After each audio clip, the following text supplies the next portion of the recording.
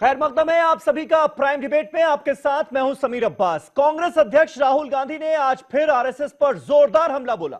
राहुल ने साफ कहा कि उन्हें अपनी पार्टी को कभी बीजेपी जैसा नहीं बनाना और ना ही उन्हें आरएसएस जैसा काडर चाहिए जो देश के हर इंस्टीट्यूशन पर अपना कब्जा जमाना चाहता हो। राहुल ने आरोप लगाया कि बीजेपी और संघ के लोग देश की 1 अरब 30 करोड़ कल्पनाओं को, इमेजिनेशंस को दबाकर अपनी कल्पना थोपने की कोशिश कर रहे हैं। राहुल ने उनके मंदिर जाने पर हो रहे हमलों पर भी जवाब देते हुए आज कहा कि मंदिर जाना ना तो सॉफ्ट हिंदुत्व है और ना ही बीजेपी के लोगों की मोनोपोली, पर इतना जरूर है कि उनका मंदिर जाना बीजेपी को रास नहीं आ रहा। उधर राम मंदिर का मुद्दा एक बार फिर 2019 से पहले गरमाने की पूरी कोशिश है। आरएसएस चीफ मोहन भागवत के यह कहने के बाद कि मंदिर बनकर रहेगा और ऑपोजिशन पार्टियां भी इसका विरोध नहीं कर सकती, वीएचपी ने अपने तेवर कड़े करते हुए साफ कह दिया है कि अब इस पर भीख नहीं मांगी जाएगी। संसद के जरिए कानून बनवाने के मुद्दे पर 31 जनवरी तक रुख साफ करे मोदी सरकार, क्योंकि जिम्मेदारी उसकी है। तो आज की प्राइम डिबेट में सबसे बड़ा सवाल यह कि देश को मौजूदा आरएसएस की सोच कबूल है क्या और राहुल गांधी को संघ क्यों कबूल नहीं।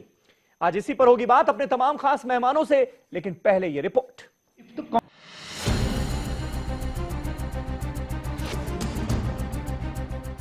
महाराष्ट्र के जलगांव में एक रैली से खिताब करते हुए कांग्रेस लीडर मल्लिकार्जुन खड़गे ने कहा कि आरएसएस और बीजेपी के लीडरों ने मुल्क की आजादी में कुर्बानी नहीं दी है। इसके बरखिलाफ कांग्रेस लीडर इंदिरा गांधी और राजीव गांधी ने मुल्क के लिए अपनी जान तक न्यौछावर कर दी।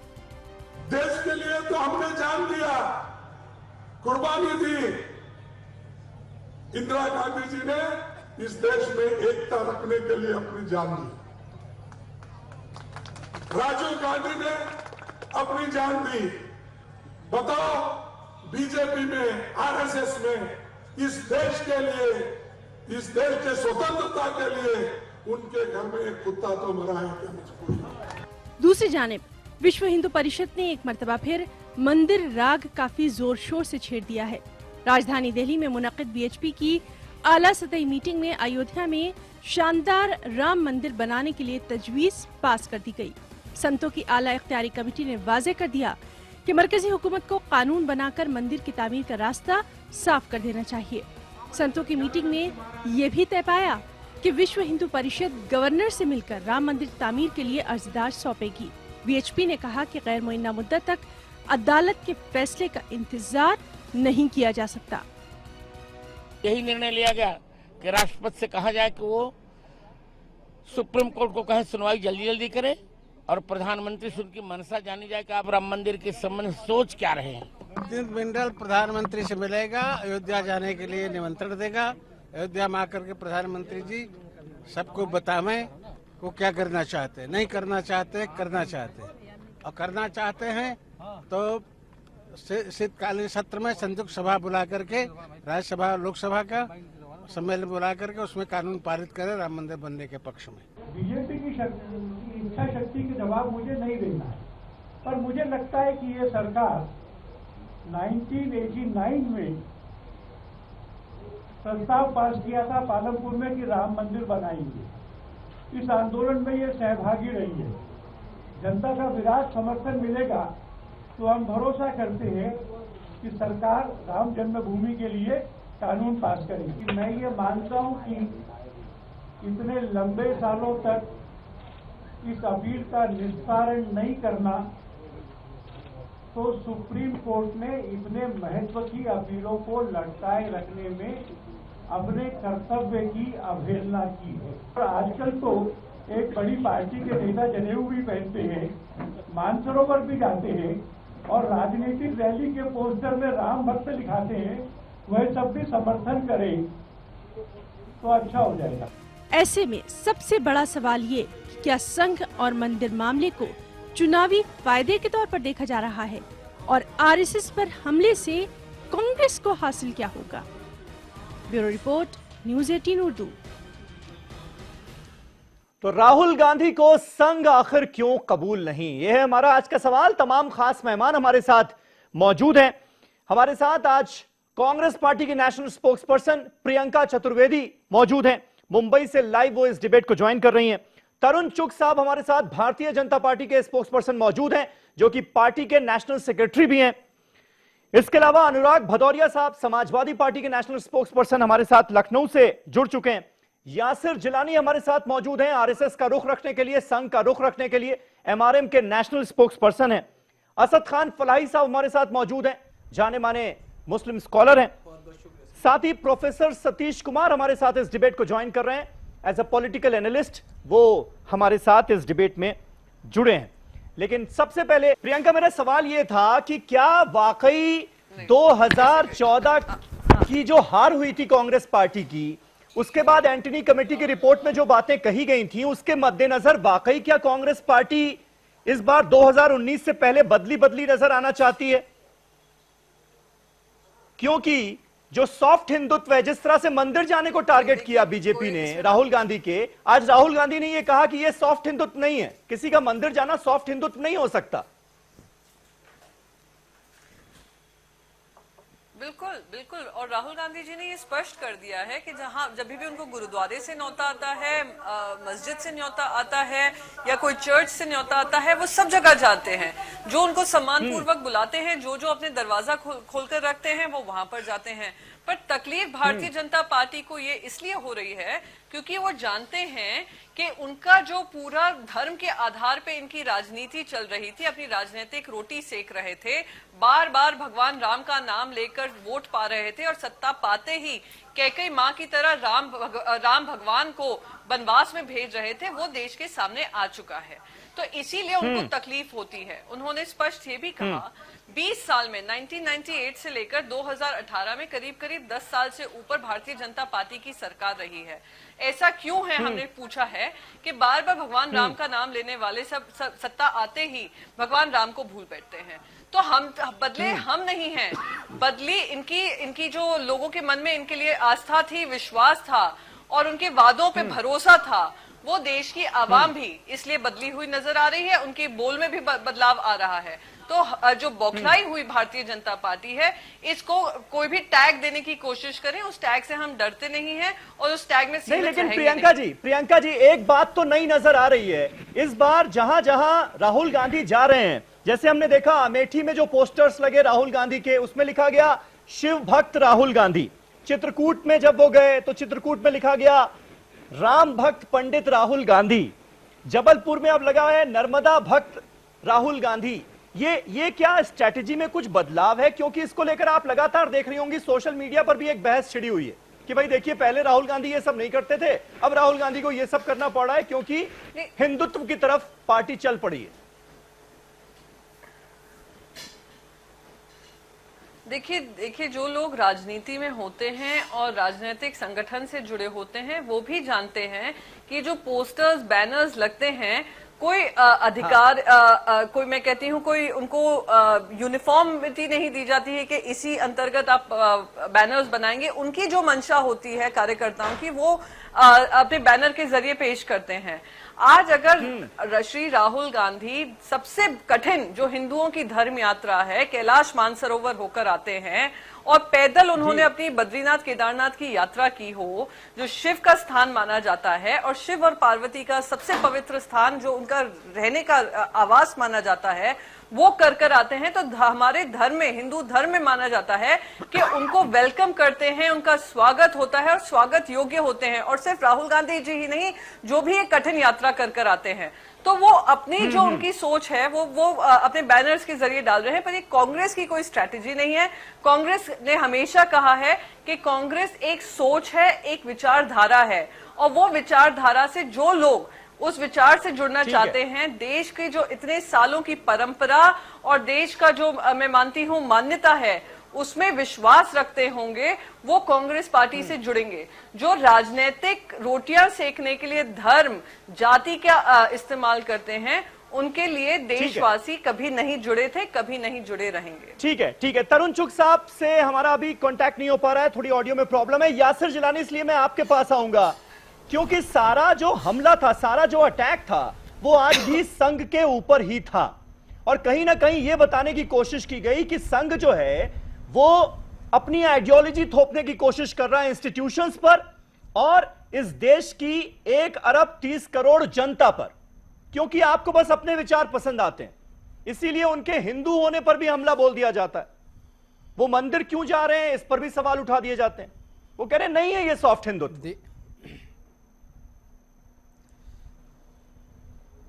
देखिए, जो आज आपकी अभी रिपोर्ट भी देखी और जो आपकी लाइन चल रही है कि राहुल गांधी को संघ पसंद नहीं है, ये अपने आप में बहुत हास्यास्पद है। राहुल गांधी संघ को नहीं पसंद कर रहे हैं या राहुल गांधी क्या कर रहे हैं, इससे संघ के कार्य पे, जो संघ कार्य कर रहा है उसके ऊपर कोई असर नहीं पड़ने वाला है। संघ जो जोड़ने का काम कर रहा है, संघ जो हमारी सांस्कृतिक विरासत को लेके चल रहा है, उस पे अगर राहुल गांधी उसको थोड़ा समझें तो मुझे लगता है कि वो उनके लिए अच्छा होगा। लेकिन जो बात आज उन्होंने कही है, मैं उस पे उनका जवाब देना चाहूंगा। उन्होंने आज कहा कि 1 अरब 30 करोड़ लोगों के इमेजिनेशन पे आरएसएस जो है कब्जा करने जा रहा है और ये बहुत खतरनाक है।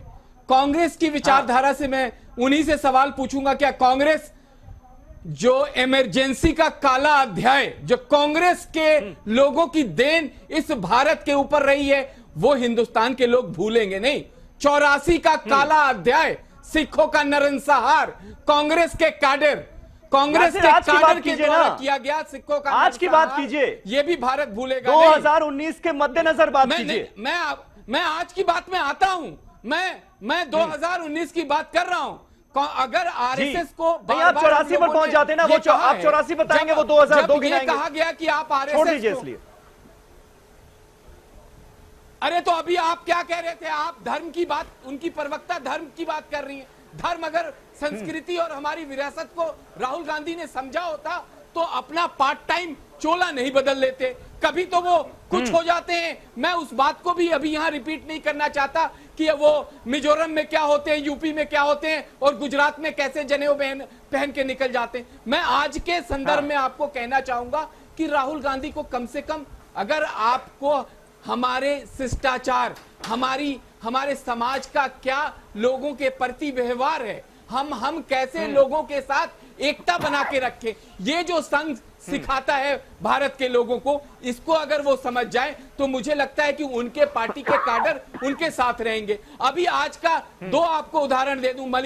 मल्लिकार्जुन खड़गे जिस तरह की भाषा का प्रयोग करते हैं, ये इतिहास में उनके जितने भी नेता, चाहे वो आप मणिशंकर अय्यर से ले लें, पी चिदंबरम तक, इस तरह की भाषा, इस तरह की बोली कांग्रेस की सीख है। तो आखिर कांग्रेस इस तरह से कैसे सामना कर पाएगी? इस तरह के झूठ का जो प्रोपेगेंडा वो लोगों के सामने ला रही है, और उसे ये कहना कि इंस्टीट्यूशन पे आरएसएस का कब्जा। अरे आप 70 साल के अंदर 55 साल आपकी हुकूमत, आपके परिवार की हुकूमत रही, तो आपका कब्जा नहीं रहा। हजार इंस्टीट्यूशन आपके फैमिली के नाम पे है। मतलब खारिज कर रहे हैं ना, बदल दी, खारिज कर रहे हैं इस बात को ना। पाठ्यक्रम में अलग अलग चीजें रखवाई।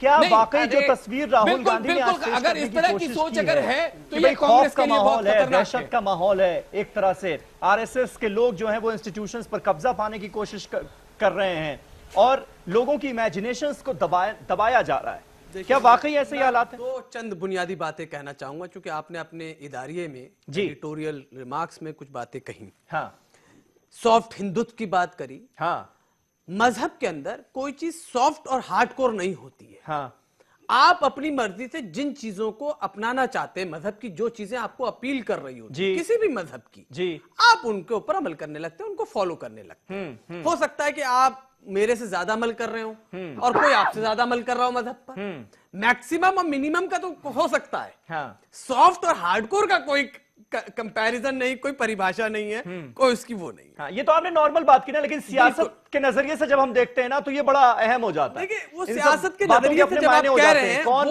सॉफ्ट है, कौन कट्टर है, नाजरीन को गुमराह करने के लिए, नाजरीन को गुमराह करने के लिए इस तरह के शब्दों को, क्योंकि धर्म तो मेरा पर्सनल मामला है ना, इस तरह की, मैं रिलीजन कैसे फॉलो करता हूं ये मैं जानूंगा ना। एग्जैक्टली, वही मेरा कहने का मतलब था। इस तरह की टर्मिनोलॉजी को कॉइन किया जाता है, इन्वेंट किया जाता है, ताकि जो वोटर्स हैं उनको अट्रैक्ट किया जा सके, उनको पोलराइज किया जा सके, उनको अपने पक्ष में किया जा सके।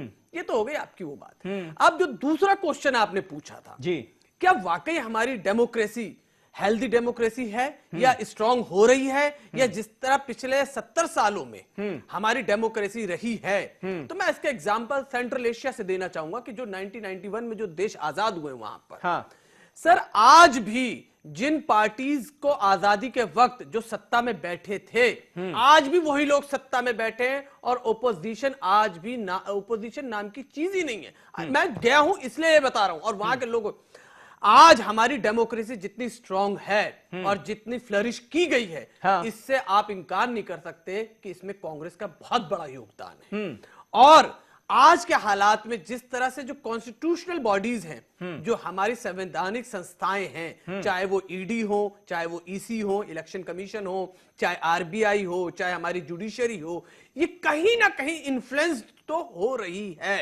क्यों? क्योंकि उसकी बहुत सारी मिसालें, उदाहरण हमारे नहीं, जब आप ईडी की बात करते हैं, सीबीआई की बात करते हैं, ये क्या कांग्रेस के टाइम पर जब यूपीए की सरकार थी, तो ये इन्फ्लुएंस नहीं करते थे क्या? सरकार तब इन्फ्लुएंस नहीं करती थी क्या? मेरे ख्याल से ये वाला सवाल जो हमारी स्पोक्स पर्सन बैठी है कांग्रेस की, वो ज्यादा बेहतर दे पाएंगे। लेकिन मैं एक बात कहूं, कुछ चीजें होती हैं इन्फ्लुएंस्ड होना, जुडिशरी होती है, लेकिन क्या ये हालात हुए थे कि देश की सुप्रीम कोर्ट, सर्वोच्च न्यायालय के वरिष्ठ जज बाहर आके ये कहें कि डेमोक्रेसी एट स्टेक, जमहूरियत जो है खतरे में है, हमें उसे बचाने की जरूरत है। और हिंदुस्तान का जो इंटेलिजेंट समाज है, जो इंटेलेक्ट पीपल है, वो आज बाहर आ रहे हैं और कह रहे हैं डेमोक्रेसी। ठीक है, तरुण चुग साहब, सेव द कॉन्स्टिट्यूशन। तरुण चुग साहब बीजेपी नेशनल सेक्रेटरी आ चुके हैं हमारे सामने। ठीक है, मुझे लगता है उनसे कांटेक्ट हो चुका है। तरुण चुग साहब, अगर आपको आवाज मिल रही हो, आज राहुल गांधी ने इन्हीं तमाम बातों को लेकर जो पिछले कुछ दिनों से लगातार प्रोपेगेंडा चल रहा था, उनका मंदिर जाना कितना इंपॉर्टेंट है, वो मानसरोवर यात्रा पर गए हैं तो छड़ी की परछाई दिख रही है या नहीं दिख रही है, इन सब बातों को लेकर जिस तरह से टारगेट किया गया, उन्होंने साफ कहा है कि भाई मंदिर जाना सॉफ्ट हिंदुत्व नहीं है। उसके बेसिस पर आप ये नहीं कह सकते कि अब कांग्रेस सॉफ्ट हिंदुत्व की राह पर चल निकली है। ये सब फालतू के बेसलेस आरोप हैं। वो कह रहे हैं मैं मंदिर भी जाता हूं, मस्जिद भी जाता हूं, चर्च भी जाता हूं, गुरुद्वारे भी जाता हूं, जहां बुलाया जाएगा मैं जाऊंगा।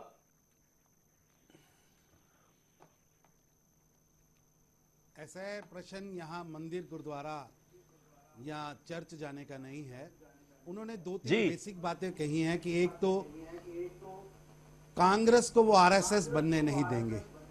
मेरा उनसे निवेदन है, वो जो मर्जी चाहे तो भी कांग्रेस को वो आरएसएस बना नहीं सकते, क्योंकि आरएसएस एक वॉलंटरी ऑर्गेनाइजेशन है जो देश के लिए कई कई साल अपना घर बार छोड़कर राष्ट्रहित में काम करने वाले लोगों का समूह है। बाकी रही बात कि आरएसएस इंस्टीट्यूशंस पर कब्जा कर रही है, तो मैं कुछ आपके सामने डाटा रखता हूं। इस देश के अंदर आज भी कितने संस्थान हैं जिनके नाम, लगभग 250 संस्थान हैं जिनके नाम आज भी इंदिरा गांधी जी के नाम पर चल रहे हैं। राजीव गांधी जी के नाम पर 109 के लगभग योजनाएं हैं इस देश की जो चल रही हैं। जवाहरलाल नेहरू जी के नाम पर 90 योजनाएं चल रही हैं। इस देश के अंदर अगर संस्थागत कब्जा किसी ने किया है तो वो कांग्रेस ने किया है। और आज बड़ा हंसी की बातें आती हैं कि राहुल गांधी, अरे भैया किसने कहा आपको कि आप आरएसएस की तरह बनो? आप कांग्रेस की तरह तो बनो जो पटेल की कांग्रेस थी। आपने तो पटेल की कांग्रेस छोड़ के आज जो कांग्रेस बना ली है वो पटेल की कांग्रेस नहीं है, महात्मा गांधी की कांग्रेस नहीं है। आज कांग्रेस जो है उसको साबित करना पड़ रहा है कि वो उसको जनेऊ डालना है, कभी जाके साबित करना पड़ रहा है कि उसको मस्जिद जाके साबित करना पड़ रहा है। अरे ये वोट बैंक की राजनीति कर रहे हैं। और मेरे को तो हैरानगी हो रही है कि ये वही कांग्रेस है, वो पटेल की कांग्रेस, जिसके व्यक्ति आज राष्ट्रीय अध्यक्ष, जब जवाहरलाल नेहरू यूनिवर्सिटी के अंदर ये नारे लगते हैं भारत तेरे टुकड़े होंगे इंशाअल्लाह इंशाअल्लाह, तो अगले दिन सुबह सुबह भागकर वहां पहुंचते हैं, कहीं पीछे ना रह जाएं। इस लड़ाई के अंदर मेरे को नेता बनना है। यही है कि सियासत में आप जिनका आज भी नेता, अरे भैया मैंने आपको अच्छी तरह सुना, सुनते लो, अरे सच तो सुन लो, सच सुन लो, सच सुन लो। जिनके लिए आप जी अफजल गुरु एक नायक है, वो लोग आज आके कह रहे हैं कि मैं राष्ट्रवाद, अरे कहां आरएसएस की राष्ट्रवाद की सोच और अच्छा, वो कहां आपकी सोच, राष्ट्रवादी नहीं है कहां यानी? देश को जोड़ने वाली नहीं, सोच, चूक साहब, कहां देश को लिए राहुल मरने गांधी वाली यानी सोच राष्ट्रवादी और नहीं है आपकी कहां नजर में? देश के टुकड़े करने वाली सोच।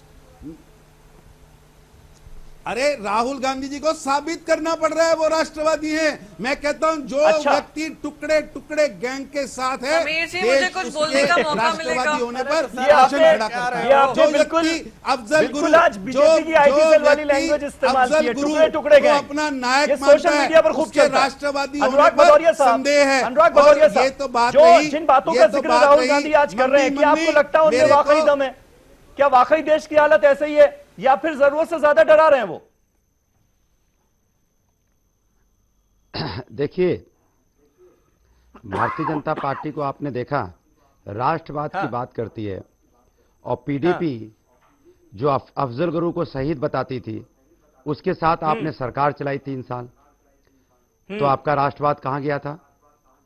यही भारतीय जनता पार्टी, आप अच्छी तरह जानते हैं, इनके जब प्रधानमंत्री जी गए पाकिस्तान, सबसे पहले प्रधानमंत्री मोदी जी थे जो दौड़ के पाकिस्तान गए, सिमी खा के आए। बाद में क्या हुआ? आईएसआई से उन्होंने मीटिंग भी की। पहला प्रधानमंत्री मेरे देश के हैं जिन्होंने पाकिस्तान जाने की जरूरत की और फिर आईएसआई से मीटिंग भी की। ये राष्ट्रभक्त हैं या वो लोग राष्ट्रभक्त हैं जो इसका विरोध करते हैं? आप क्या बोल रहे हैं, आपको मालूम नहीं? आरएसएस को आप अच्छी तरह जानते हैं। गोलक जी ने क्या बोला था? पाकिस्तान गए, संध्या पे, पूर्व संध्या पे क्या बोला था? उनके साथ आजादी के पूर्व संध्या पे क्या बोला था? तिरंगा का हम सम्मान नहीं करते, ये अशुभ है। तमाम प्रधानमंत्री जाते हैं, यही ये प्रोटोकॉल होता गोलक है। जी क्या कहते थे? ये संविधान जो है ये बंधुआ सोच है। जो लोग हमारे संविधान को नहीं मानते, जो हमारे तिरंगे को नहीं मानते, और हमसे बात करेंगे राष्ट्रवाद की, झूठ बोल रहे हैं। लेकिन अनुराग भदौरिया, आज की आरएसएस क्या बदली हुई नजर आती है? आज तो वो ये कहते हैं कि बिना मुसलमानों के हिंदुत्व की कल्पना ही नहीं की जा सकती। ये गलत बात कह रहे हैं। तो आज का आरएसएस तो बदला हुआ नजर आ रहा है ना। समीर साहब, भारतीय फिर जनता इतना पार्टी विरोध के पहले पीछे खड़ी होती थी कि भारतीय जनता पार्टी की मदद करती थी। आज आरएसएस का काम पता क्या रह गया है कि भारतीय जनता पार्टी ने कहा भैया मेरे माँ बाप आरएसएस प्रमुख जी मेरी मदद करो, 2019 में इलेक्शन में नहीं आने वाले, आप मेरे स्टारक प्रचारक बन जाओ। आप देखिए इनके आरएसएस प्रमुख रोज इधर उधर घूम रहे हैं और भारतीय जनता पार्टी की बैटिंग कर रहे हैं। क्या बोलते रहते हैं, आपने सुना ही होगा उनको। आज वो बैटिंग कर रहे हैं क्योंकि भारतीय जनता पार्टी का चेहरा खत्म हो चुका है। मोदी जी के नाम पे वोट नहीं मिलना, क्योंकि आप जानते हो महंगाई का आलम क्या है, आप जानते हो डॉलर की कीमत रुपए की क्या हो चुकी है, 74 रुपए। देश का सम्मान गिर चुका है, बेरोजगारी का आलम है। तो भारतीय जनता पार्टी के बस में नहीं है सरकार बनाना। वो भी राम मंदिर का विरोध नहीं कर सकता। और उसके बाद हम देखते हैं कि वीएचपी की एक बैठक होती है और दबाव बनाने की कोशिश शुरू हो जाती है, उसमें अल्टीमेटम दे दिया जाता है। तो क्या अब संघ पूरी तरह से 2019 के लिए बैटिंग करता हुआ नजर आ रहा है क्या आपको? समीर भाई, जो पहले कुछ बातें कही गई थी उस पर मैं थोड़ा बहुत कहना चाहूंगा। जी जी। जिस तरीके से आरएसएस के संदर्भ में कुछ बातें कांग्रेस प्रवक्ता के द्वारा कही गई या बाकी लोगों ने कहा, अगर ये देखा जाए पिछले कुछ सालों में तो हिंदुत्व को लेकर या धर्म को लेकर भारतीय मानसिकता अगर उसको जांचा परखा जाए तो 3 तरह के लोग आपको दिखाई देंगे। एक जो धर्म को मानने वाले हैं, चाहे वो हिंदू हो, चाहे मुसलमान हो, या ईसाई हो, या किसी भी धर्म के हो। दूसरे जो धर्म को नहीं मानते, जिसे हम एथिस्ट कहते हैं, चाइना में उसकी तादाद करीब 65% से ज्यादा है। और तीसरा वर्ग यह है जो भ्रमित है। अगर कांग्रेस की राजनीति की बात करें, शुरुआत से लेकर अभी तक, नेहरू जी से जिस तरीके से धर्मनिरपेक्षता का उन्होंने शुरुआत की भारतीय राजनीति में, जिसका अनुपालन कांग्रेस पिछले 70 सालों से करती आ रही है, तो उसकी बहुत बड़ी तादाद एक भ्रमित लॉट में दिखाई देती है। दिग्विजय सिंह जगह जगह पर जाकर कहते हैं, जो कांग्रेस के प्रवक्ता है, बड़े नेता है, कि हमें कैडर पार्टी बनानी चाहिए, आरएसएस बीजेपी की तरह या कम्युनिस्ट पार्टी की तरह। दूसरी तरफ फिर राहुल गांधी जो उनके मुखिया हैं, वो ये कहते हैं कि हमें बीजेपी की तरह या आरएसएस की तरह cadre party cadre based party नहीं बनानी चाहिए। ये कंफ्यूजन कांग्रेस पार्टी के भीतर हर मुद्दों को लेकर शुरू से रहा है, वो भ्रमित है। तो ऐसी परिस्थिति में अगर उसका आकलन किया जाए तो जिस तरीके से लगातार पिछले कुछ महीनों से उनकी आलोचना बीजेपी की नीतियों की होनी चाहिए, वो आरएसएस पर आक्षेप लगा रहे हैं, ये बातें समझ में नहीं आ रही है। वो डरा रहे हैं या वो डरे हुए हैं, ये बात को समझना। वो कह रहे हैं हम ऐसे हिंदुस्तान की कल्पना मैं करता हूं जहां पर आम आदमी बिना डर के रहेगा। नहीं, यही तो बात समझ में नहीं आ रही है कि वो आरएसएस पर क्यों अटैक करना चाह रहे हैं। हाँ। अगर उनकी तुलना राजनीति में तुलना किसी पार्टी विशेष से होनी चाहिए, बीजेपी की नीतियों से होनी चाहिए, उनको आरएसएस से बीजेपी की बैकबोन तो आरएसएस है ना, इसीलिए आरएसएस पर अटैक हो रहा है। मैं प्रियंका जी से इसका जवाब लूंगा, लेकिन एक छोटा सा ब्रेक मुझे यहां पर लेना पड़ रहा है। एक छोटा सा ब्रेक लेते हैं, फौरन होते हैं हाजिर। आखिर आरएसएस क्यों कबूल नहीं राहुल गांधी को, और बार बार आरएसएस पर ही अटैक क्यों? एक छोटा सा ब्रेक, फौरन हो रहे हैं हाजिर, कहीं ना जाइएगा। तमाम खास मेहमान हमारे साथ बने हुए।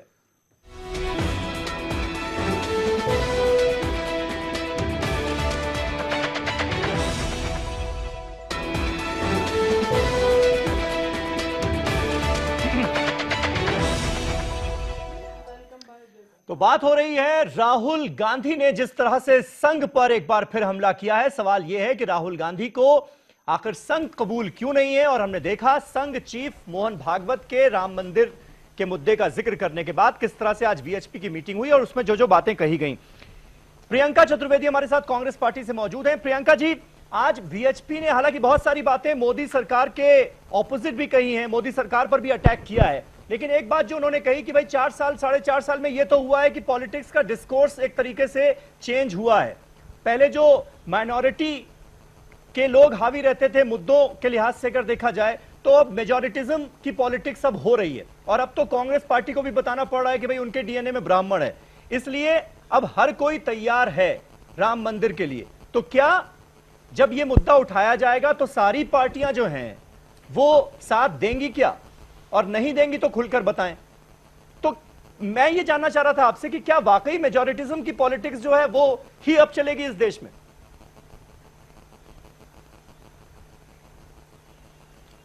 सबसे पहले तो समीर जी 35 मिनट के बाद मुझे 2 मिनट का समय आपने दिया है। बहुत सारे लोगों ने बात की है, जिसमें से एक तो बहुत ही बौखलाए हुए, झुझलाए हुए, झन्नाए हुए से बात कर रहे थे, जहां पे वो 1984 को भी ले आए, वो इमरजेंसी को भी ले आए और पता नहीं उन्होंने क्या क्या बातें कही, कोसते हुए कांग्रेस पार्टी को, उनकी पूर्व सरकारों को। तो अगर वो उसी इतिहास में जाना चाहते हैं तो संघ का इतिहास मैं बताती हूँ कहां से जुड़ा हुआ है।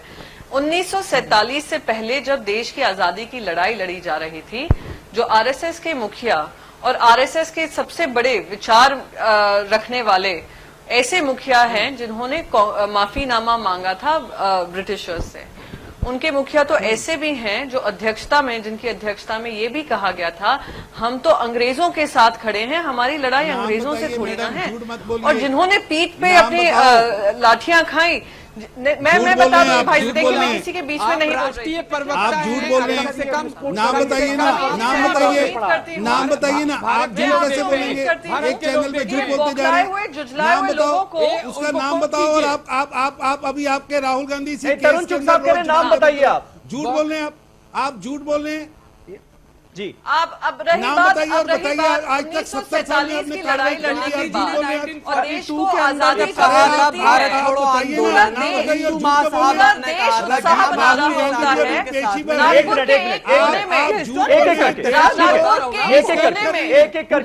छाया हुआ होता है, वो मातम इसलिए छाया हुआ है क्योंकि वो भी नहीं चाहते थे कि जो अंग्रेज हैं वो देश से निकले, क्योंकि आप लोग अंग्रेज के मैं कहूंगी मुखबिर रहे हैं, ये बात सच्चाई है। अब हम आते हैं 1948 बताते हैं हम आरएसएस से क्यों पर आए हैं। 1948 में अरे भाई साहब सुन लीजिए, इतना सच्चाई सुनने में मुझे पता है कड़वी होती है, हम जानते हैं आप एक नया इतिहास रचने की कोशिश कर रहे हैं, पर जो लोग इतिहास में रुचि रखते हैं वो जानते हैं। आपकी सच्चाई भी बताइए, हिंदुस्तान को 75 का 75 का इमरजेंसी बताइए, पूरे देश का बच्चा जानता है कि नाथूराम गोडसे एक करके बोल लीजिए आप लोग, तो व्यूअर्स को भी अच्छा लगेगा थोड़ा, जो अपना वक्त निकाल कर इस डिबेट को देख रहे हैं। किसी ने सरदार वल्लभ भाई पटेल की कांग्रेस का नाम लिया। अरे हाँ, सरदार वल्लभ भाई पटेल की कांग्रेस वो थी जिन्होंने छाती ठोक कर आरएसएस को बैन किया था और कहा था इनको तब तक इन पे बैन नहीं उठाया जाएगा जब तक ये देश की जनता से महात्मा गांधी के खून की माफी नहीं मांगेंगे और एक नहीं, लेकिन एक प्रियंका जी चिट्ठी ठीक है, नहीं आपने लिखी थी, इतिहास आपने बता कहेंगे दिया। सुनिए, कि हम सिर्फ सांस्कृतिक आपने संगठन इतिहास हैं, बता दिया, सांस्कृतिक लेकिन हम तो संगठन ही आज की बने बात कर रहेंगे। रहे हैं ना। अब रही आज बात- राहुल अब गांधी रही कह रहे बात, हैं कि क्यों हम आरएसएस की RSS वजह से से नहीं डर जुड़ना का चाहते माहौल है हैं? इस देश में। और क्यों तो हमारे आज आप RSS के बताइए कि काबिल वो नहीं होंगे? आरएसएस क्योंकि क्या आज RSS आपको बदली हुई नजर नहीं आ जो रही?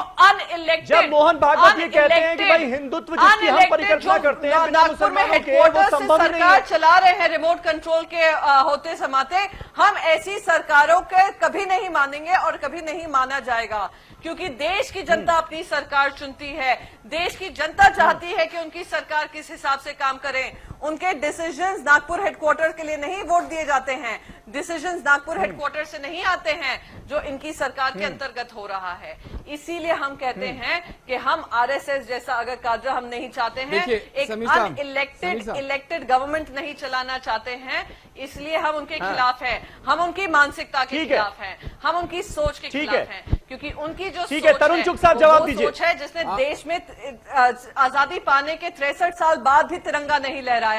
वो ऐसी सोच है जिसने हर संविधान दिवस आपने एक दो रीजन पूछे थे, उन्होंने पूरी फहरिस्त गिना दी प्रियंका जी। डे है, उसको कभी नहीं माना, उसको एंटी कॉन्स्टिट्यूशन डे बताया, ब्लैक डे बताया। उन लोगों के साथ सुन लेना, दूसरों की भी सुन लेना। हम ना ही कभी जुड़ेंगे, ना ही हम समर्थन में हैं। वरना अभी तो आप ही शिकायत करेंगे, अभी सारे मेहमान शिकायत करने लगेंगे, उन्हें मौका नहीं मिला। ठीक है, ठीक है जी। तरुण चुग जी, इनको जवाब पूछना है। अरे मेरे पास भी आइए समीर के जब सिख कत्लो गारत हो रहा था, गलों में टायर डाल के सिखों को जलाया जा रहा था, ये वही कांग्रेस है जिसने देश का विभाजन कराया। मैं तो सम्मान पूर्वक सबकी सुन रही थी। आप झूठ बोल रही थी, इसलिए बहुत सारे लोग बोल रहे थे। आज तक बताइए, जगदीश ट्रैक्टर आपकी पार्टी के अंदर है? जनता पार्टी से झूठी कोई पार्टी नहीं है देश में। अगर झूठी पार्टी कोई है तो भारतीय जनता पार्टी। सभी को पता कोई ऐसा आरएसएस आप झूठी नहीं party Bharatiya Janata party. Bharatiya Janata party झूठी पार्टी सब जानते हैं, सब जानते हैं। भारतीय जनता पार्टी झूठ बोलती है, पब्लिक को धोखा देती है, सपने दिखाती है। भारतीय जनता पार्टी को जनता की बात नहीं करनी, सत्ता की बात करनी, ऐसी भारतीय जनता पार्टी है। भारतीय जनता पार्टी ने पूरे देश को खत्म कर दिया। अर्थव्यवस्था भारतीय आज देश की अर्थव्यवस्था क्या है आप नहीं बता पाएंगे। बैठ के तो सदरी बैठ गए हैं, लेकिन आप देश की अर्थव्यवस्था क्या आज की हालत में आप नहीं बता पाएंगे। हमारी अर्थव्यवस्था फ्रांस से भी नीचे चली गई, फ्रांस से भी नीचे हमारी अर्थव्यवस्था चली गई। तरुण चुग साहब को सुन लें हम। आपका एजेंडा है, आप आ जाते हैं अपने। तरुण चुग साहब रिप्लाई कीजिए आप। अरे इनकी क्यों सुन लो, झूठे लोगों की मत सुनो। पूरा देश इनको ये बेनकाब हो चुके हैं। अब जनता ने तय कर लिया है इनको हटाना। 2019 में इनकी बातें क्यों सुनना, क्यों झूठे लोगों की बातें देश सुनेगा। सब इनको देखना भी नहीं चाहते, टीवी बंद कर देते। जैसे बीजेपी के नेता आते हैं, लोग अपनी टीवी बंद करते, कहते हैं झूठ बोलेंगे। तो इसलिए समीर अब्बास भाई, बीजेपी के नेता बुलाओगे तो आप टीवी, आपकी टीआरपी खत्म हो जाएगी। अब लोग इनके चेहरे से नफरत करते हैं, कहते हैं यार ये झूठ बोलने वाले लोग हैं, सपना दिखाते हैं, टीवी बंद करो। भदौरिया साहब प्लीज प्लीज जी। तरुण चुग साहब जवाब दीजिए ना। उन्होंने एक लंबी फहरिस्त गिना दी कि क्यों राहुल गांधी हमला बोल रहे हैं आरएसएस पर, क्यों वो कह रहे हैं कि आरएसएस की वजह से डर का माहौल है। ऐसा है कि राहुल गांधी जी इसलिए हमला बोल रहे हैं कि आज राहुल गांधी जी 50 से नीचे सांसद पहुंच गए हैं। अगली पारी के लिए वो तैयार नहीं है। पूरा ये तो बात कर रहे हैं कि आरएसएस मुख्यालय से चल रही है। देश की सरकार, चुनी हुई सरकार, बहुमत की सरकार, नरेंद्र मोदी जी की सरकार है। वो हम तो फिर भी अरे आप तो पाकिस्तान से सहायता मांगने जा रहे हो, आप तो विदेशी सत्ता से हाथ मिलाते हो, आप बात करते हो। आप तो आपके neता मणिशंकर अय्यर पाकिस्तान जाकर सहायता मांग रहे हैं। आप तो पाकिस्तान से गले मिल रहे हो, चाइना के राजदूतों से गले मिल रहे हो, आप बातें कर रहे हो। जिन्होंने 1984 में सिखों के गले में टाट डाल कर जला दिया, जिन्होंने देश के संविधान को ताक पर रखकर देश के अंदर इमरजेंसी लगा दी, देश के अंदर आपातकाल लगा दिया, देश को एक जेल बना दिया, जिन्होंने देश के अंदर देश के लोगों के अधिकारों को छीन लिया, देश के अंदर पकड़ कर लोगों को जेल में डाल दिया। 1984 के कत्लो गारत आपने कराई, देश के अंदर विभाजन आपने कराया। आज गरीब आदमी नौकरी ढूंढ रहा है, रोजगार ढूंढ रहा है, आप उनको देने में कामयाब हुए। युवा ठीक है, ये आपसे पूरा पूछ रहे भाषण हैं, हो गया। आप तो 2 करोड़ पूरा लोग भाषण की हो गया। बात करने वाले कुछ प्रधानमंत्री चीजें आप लोग मोदी बचा जी। के रखिए। क्या हुआ 2 लाख कुछ नौकरियां अभी भी बहुत नहीं रैलियां दे करनी है। पाए। और आप कुछ तो चीजें तो बोलते बचा थे के रखिए। महंगाई पर वार करने वाले थे, आपने तो उल्टा महंगाई की बात बिल्कुल करती है। मोदी की सरकार देश के गरीबों ठीक है, के लिए यासिर काम जिलानी करती मुझे ये रहेगी। बताइए एक मोदी सवाल की का जवाब। अरे आप दो देश के काम गरीबों बताने मैं थे जानने जो की देश कोशिश के कर रहा था गरीबों के तरुण लिए चुग किया। साहब से भी अरे कि जो इतिहास देशवासी जो जाकर आरएसएस बैंकों में का अपना पैसा जमा गिनाया करते गया, थे, वो भी अभी लूट कर प्रियंका भगवा जी ले की गए तरफ से अपने 4 यारों वो को। उसको क्या अलग रखा जा सकता है? आज की आरएसएस क्या, आज का संघ जो है क्या उसे बदला हुआ संघ माना जा सकता है? क्योंकि ऐसे इशारे जो हैं वो खुद मोहन भागवत ने भी दिए थे 3 दिन के सम्मेलन में कि आज का संघ जो है वो बदल रहा है, हम बदलाव की तरफ हैं। इसलिए आप लोगों कांग्रेस ने के किया। पेट में दर्द हो रहा है। जी। कौन भूल सकता है यासिर। कि आप ही के अध्यक्ष थे अरे अगर आप इन लोगों को चुप कराएं तो मैं अपनी बात अब ये प्रियंका जी, तरुण चुग साहब प्लीज, भाषा प्रियंका जी पाकिस्तान चुग की साहब भाषा प्लीज, बोल रहे हैं। पाकिस्तान आप लोगों की बात हो गई या दूसरों की हम सुन लें? आज इंडियन या आप लोग नेशनल ठान कर आए हैं कि बस देश आप ही के लोग अंदर बोलेंगे? काम कर रही है। प्लीज गुजारिश है इंडियन आपसे। नेशनल कांग्रेस आज पाकिस्तान के तरुण चुग बिहार साहब, पर- एक अरे मिनट। भारतीय चाइना के झूठी बिहार पार्टी पर हमें ज्ञान देश न की दे, संस्थानों जुमलेबाज को पार्टी कमजोर कर हमें रही ज्ञान है। न दे। तरुण चुग भारत साहब, की जुमलेबाज पार्टी हो गई आपकी बात है। प्रियंका जी, आपकी बात हो गई। 1 मिनट, मैं आ रहा हूं आपके पास, दोबारा आऊंगा। यासिर जिलानी जवाब दीजिए जल्दी से, देश में काम कर रही है। जुमलेबाज क्योंकि उस 3 दिन की कार्यशाला में आप मौजूद थे। उसके देखिए, चौकीदार देखिए, कौन समय- है? देश अब की ये चुप जनता हो तो का मैं विजय चुप साढ़े नहीं, चार ये चुप ही हजार नहीं होते। का जवाब उसको करना पूरा लगाती करने है। वाले प्लीज जिससे ये सवाल भारत पूछा जनता जाए पार्टी उसी की वाले आवाज में RSS हमें मिले। पाकिस्तान का प्लीज जिंदाबाद का नारा प्लीज देखिए, लगाते हैं, फिर देखिए। हिंदुस्तान में कहते हैं देखो अरे पाकिस्तान- चुप हो यासिर जाइए जिलानी से भैया। सवाल है जी, अरे चुप हो जाइए। बोलिए।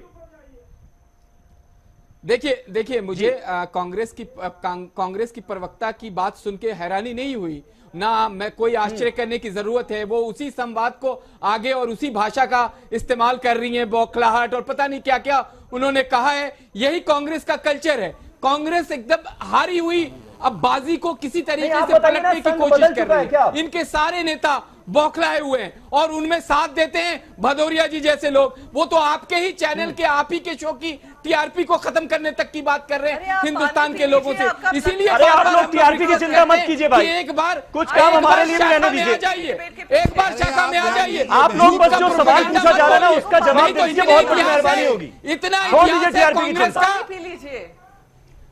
47 के आजादी के बाद कांग्रेस का इतना इतिहास है, पूरी मोटी किताब है, पूरी इंसाइक्लोपीडिया जो कांग्रेस के खिलाफ है ना। आप जवाब नहीं दे पाएंगी मैडम, आप जवाब नहीं दे पाएंगी। आप सच्चाई और जिस तरीके से तो आप फिर चिल्लाए चले जा रहे हैं उससे मुझे डर लग रहा है। तो आप चाहिए देश पे कब्जा कर रहे थे। पानी पीजिए, एक घूंट पानी पी लीजिए। देखिए ये भी आपका ये भी आपका मतलब एक तरीका है यासिर, कि मैं चिल्ला रहा हूं, यासिर मैं जो अपनी बात को सवाल रख रहा पूछा हूं, था मैडम। उसका जवाब तो दे आपको दीजिए, चिल्लाहट लग रही है या कह दीजिए नहीं आपको दूंगा, चिल्लाहट लग किसी रही है। दूसरे के पास चला जाता हूं मैं। तो मैं जवाब मैंने तो आपसे दे रहा पूछा, था। इतिहास बता डाला नहीं, मैं जवाब- प्रियंका जी ने। नहीं, मैं जवाब देने के आज लिए का तैयार मौजूदा हूं। संघ जो आदरणीय है मोहन वो क्या बाबू। बदला हुआ है? जी। आप सिर्फ इतना बताओ, एक आध नाम बताओ जो आरएसएस का आदमी नहीं, आजादी देखिए, की मैं लड़ाई में 19 शहीद हुआ हो, 19 नाम बताओ। अरे नाम भदौरिया बताओ। जी आप तो खामोश बैठिए, किसने आपके पास माफी कोई नामा इतिहास लिखा नहीं है, वो ये है। जरूर समाजवाद बताएंगे। कहाँ चला गया ये सब जानते बहुत हैं। से मैं लोग समीर हैं। साहब का जवाब दे दूं। बताओ, 1925 से संघ का जो लड़ाई में शहीद हुआ था, नाम बताओ। अब मेरा सुन तो लीजिए, 1925 एक बीजेपी का अरे सबका इतिहास सुन लीजिए। अरे भाई एक आध नाम बताओ ना, आपके पास ज्ञान है तो बताओ एक आध नाम। भगत सिंह की शहादत को अरे शहादत अंग्रेजों ना हो, में कौन आजादी ऐसा की लड़ाई नेता में था कौन जो शहीद चुप हुआ, बैठा आरएसएस का रहा? नाम बताओ। अरे उनको जवाब तो देने दीजिए, भदौरिया जवाब। प्रियंका जी जवाब तो देने दीजिए, इतने सारे सवाल जवाब देने का मौका तो दे दीजिए। इस तरह की डिबेट में लोगों का पाकिस्तान के कमाल करते हैं। आज ऐसी समाजवादी पार्टी और कांग्रेस लगता है मान के आए हैं, आरएसएस को बीजेपी को नहीं बोलने देंगे। ऐसा है क्या? सुभाष चंद्र बोस का विरोध कर रहा था। कौन नेता था जो सुभाष चंद्र बोस का विरोध कर रहा था? कौन नेता था जो सुभाष चंद्र बोस का विरोध कर रहा था? कौन नेता था जो आजाद हिंद फौज का विरोध कर रहा था? कौन नेता था जो आजाद हिंद फौज के खिलाफ काम कर रहा था? डिक्लासिफाई हो उसमें अच्छा सच्चाई ठीक है, मैं फिर स्टूडियो गेस्ट से सवाल ले लेता हूँ। असद खान फलाई साहब देखिए इतने देर से चुप बैठकर अपनी बारी का इंतजार कर रहे हैं, लेकिन आप लोग रुकने का नाम ही नहीं ले रहे हैं। फलाई साहब मुझे बताइए, मैं बता रहा था।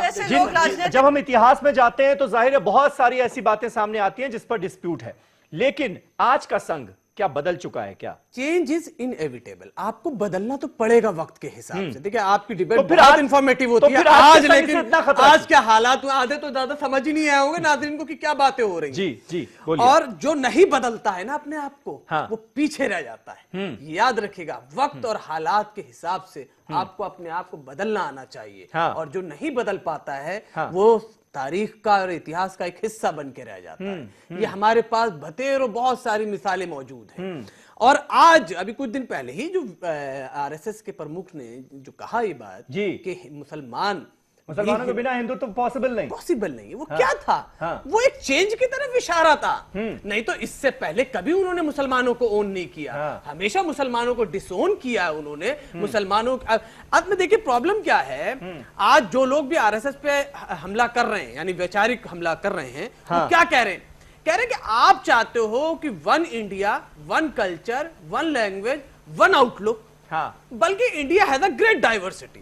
यहाँ पे इतनी ज्यादा विभिन्नताएं हैं, इतनी ज्यादा डाइवर्सिटी है हाँ। कि आप किसी एक विचारधारा को किसी के ऊपर इंपोज नहीं कर सकते जब तक आप कलेक्टिव अप्रोच के साथ नहीं चलेंगे, हॉलिस्टिक अप्रोच के साथ नहीं चलेंगे। कि आपको देखना पड़ेगा कि एक ही इलाके के अंदर, एक स्टेट के अंदर 10 जबानें हैं, 10 तरह के कल्चर हैं, 10 तरह की तहजीबें हैं, 10 तरह के त्योहार हैं। मुसलमान के अंदर देख लीजिए, चाहे हिंदुइज्म में देख लीजिए, चाहे किसी और में भी देख लीजिए। बिल्कुल तो बिल्कुल। अब अगर आप इन सब, अगर आप चाहें मुसलमान को ही एक ही कलर से करना चाहें तो भी पॉसिबल नहीं है सर।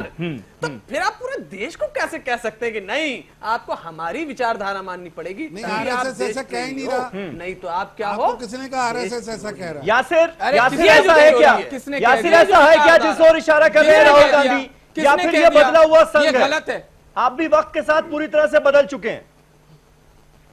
नहीं देखिए, नहीं 1925 से लेके संघ का इतिहास 2018 तक सेम है, उसके कार्य करने का तरीका सेम है। ये जो लोग इस पे प्रहार कर रहे हैं, जो लोग प्रहार कर रहे हैं, वो अपने अंदर बदलाव लेके आने की कोशिश में है। वो तब भी हिंदुस्तान को अरे भदौरिया जी सुन तो लें आप जब बोलते हैं चुप हमारे देश को तोड़ रहे थे, अब इनसे सुन लीजिए आप।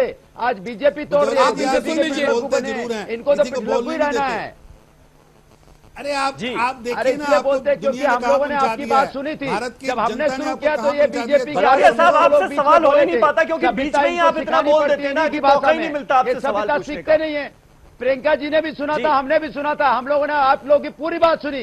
जब हमने बोलना शुरू किया तो आरएसएस के व्यक्ति भी चिल्लाने अरे लगे आपने कभी और सुनने बीजेपी नहीं वाले दिया, तो इसलिए चुप रट्टा हो मार गए। के आए और रट ही रहे, देखो बैठ के अभी भी रट रहे हैं, पता नहीं क्या रट रहे हैं। अच्छा ठीक है ठीक है। यासिर जल्दी से 10 सेकंड में कंप्लीट अरे कीजिए। आप सबसे बड़े पुरोधा हैं, आप सबसे बड़े ज्ञानी हैं, आप ही को सब जानकारी है। देखिए मैंने क्लियर कहा है कि जो काम करने का कार्य अरे आप हम ज्ञानी नहीं है, लेकिन आप दूसरे के बीच में टोकते हो ना, इसीलिए आपको कैसा लग रहा है? सेम है, अच्छा लगा? मुद्दाबिन। यही आपको चाहिए, जैसे को तैसा। अरे अच्छा ठीक है। देखिए क्या है कि जो लोग कांग्रेस बौखलाई हुई है, अभी उसके सामने कुछ भी नहीं है। तमाम राज्य हार चुकी है, संसद में उसकी जो मौजूदगी होनी चाहिए आप यही सारी बातें बहुत रिपीट लेस कर रहे है। हैं। प्रोफेसर आजादी सतीश के कुमार, बाद मैं यही जानना चाहता हूं इतनी कि हालत अब क्योंकि खराब है हमने कांग्रेस की, ज्यादा कांग्रेस हुए को हैं, तो समझ इसका में नहीं आ मकसद रहा क्या है। सिर्फ और नहीं सिर्फ सुन लीजिए, सियासी है या फिर वाकई ऐसा कुछ डर है? सतीश कुमार साहब। समीर भाई, जैसा कि असद भाई ने कहा कि बदलाव इनविटेबल है, होता ही है। मैं बिल्कुल राजी हूं कि परिस्थितियों के साथ बदलाव आते हैं, लेकिन संघ के विचारों में कोई परिवर्तन 1925 से लेकर 2018 तक नहीं आया है। लोगों को देखने का नजरिया अलग है। उनको लगता है कि संघ में बदलाव आया है, और जो 3 दिन का कार्य जो सम्मेलन हुआ था, उसमें जो बातें कही गई थी, वो बातें पहले संचालक ने भी कही थी, और उसके बाद से निरंतर उसमें कंटिन्यूटी है। मुसलमानों के बिना हिंदुत्व पॉसिबल नहीं है, हिंदुत्व भी नहीं रह जाएगा अगर लेकिन मुसलमान देखिए, नहीं रहेंगे। राष्ट्रीय कहा गया क्या कभी? सांस्कृतिक पृष्ठभूमि में जो संघ ने जो बातें कही है कि राष्ट्रीयता के अंतर्गत उन सारे लोगों का समावेश है। आप धर्म विशेष की बात करते हैं, वहां पर संस्कृति की बात लेकिन होती है। मुसलमान का वर्ड पूरे इतिहास में उन्होंने कभी नहीं यूज किया, कभी नहीं यूज किया। मैं भी इतिहास प्रियंका जी एक छोटा सा रिएक्शन। अरे क्या बात प्रियंका जी एक छोटा सा रिएक्शन। समझ का फेर क्या बदला आपने नजर आ रहा है? समझ का संघ फेर जितना आप अटैक कर रहे हैं उतना वो दिखाने की कोशिश कर रहे हैं कि हम सबको साथ लेकर चलने वाले लोग हैं।